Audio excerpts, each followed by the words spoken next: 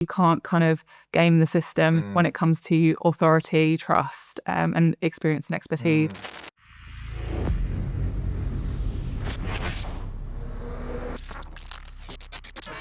Hi there and welcome to From Ideas Results. I'm joined by Catherine, who's head of SEO here at Sleeping Giant Media, and we're diving into all the topics that have been happening in the world of SEO in the last 30 days. And kicking off, there's been some big events from Google. There's like two main events that have been happening with lots of new kind of products and service offerings. Could you just give us an insight into maybe some of them? I know it's very early, so might need a bit of time to kind of decompress from them. But what are the main things they've been talking about? So we had Google's I/O conference in this last week, and also Google Marketing Live, where they were talking about a lot of kind of new things around the AI overviews, AI mode, lots of big changes coming in the space, as I think we were expecting. Probably the biggest one is that AI mode has now rolled out in the US. And what could people kind of expect? What does that kind of look like? Yeah, so essentially it is a different tab on Google search, so you can kind of switch between either traditional search or sort of just AI mode, and it's very similar to kind of ChatGPT and other engines like that. So it uses Gemini to basically have a more conversational type of search. Almost in line with ChatGPT, where they've got the search option. This is now the AI option. Exactly that. And in terms of kind of like the results that you see, it will be more chat based as well. So it'll be, again, similar. It'll be an answer. Yes. With some cited references rather than necessarily listing. A list of, yeah. And there's kind of speculation that maybe that's the future of search in general. And also AI overviews are increasing in certain sectors. Yeah, so there's been some data recently that has suggested that there's certain industries where we've seen quite a big growth in the number of AI overviews appearing for searches. So verticals like travel, entertainment, insurance as well,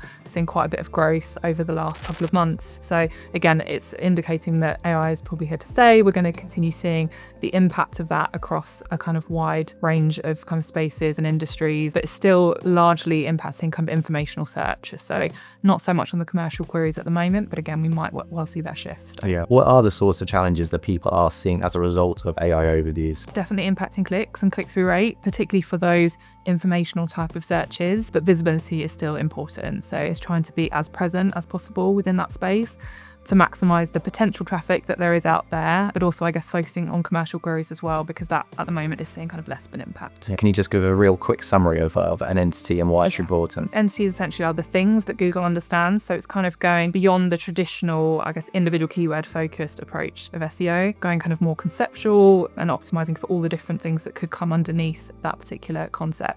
And we've also seen some changes in YouTube as well. Yeah, so YouTube now also testing AI overviews. It's been testing kind of for a limited subset of premium users at the moment. Again, I think it is in the US only right now, but again, it could be something that they roll out pending sort of the outcomes of that test. Very similar to Google AI overviews, where it kind of uses AI to highlight the subset of the clips from each video tied to what the user searched for. So it'll be interesting to see whether that does have a broader rollout in future. There's a comment here about EAT and some fakes. Yeah, so Google released an update to their quality rater guidelines, which are the guidelines essentially that quality raters who are looking at sites across the web and deciding whether they are good or not. And they've added a section basically touching on fake EAT signals. So basically clarifying that you can't kind of game the system when it comes to authority, trust, and experience and expertise. So they've kind of touched on things like fake author profiles, or kind of putting inaccurate or false information about expertise or your business on your website is obviously against now their guidelines